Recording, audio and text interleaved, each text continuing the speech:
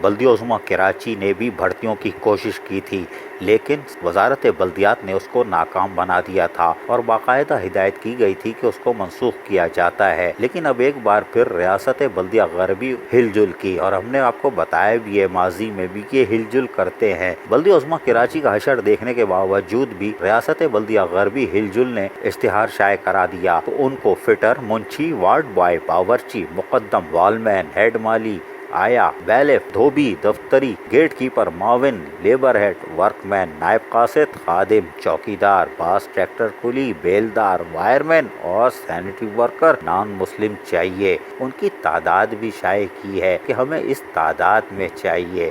کوئی بات نہیں، آپ ضرور یہ کام کرو۔ لیکن بلدیہ عظمیٰ کراچی کی طرف سے جاری اشتہار کے بعد لوکل گورنمنٹ حرکت میں آئی تھی اور انہوں نے اشتہار کو منسوخ کر دیا تھا۔ اب انہوں نے ریاست بلدیہ غربی ہل جل نے بھی ہل جل کی اور اشتہار شائع کر دیا، لیکن ایک لائن نیچے لکھ دی ہے کہ اشتہار حاضہ کے تحت بھرتیوں کے عمل کو منسوب یا مؤخر کیا جا سکتا ہے شاید، لیکن یہ سیان پتی ہے۔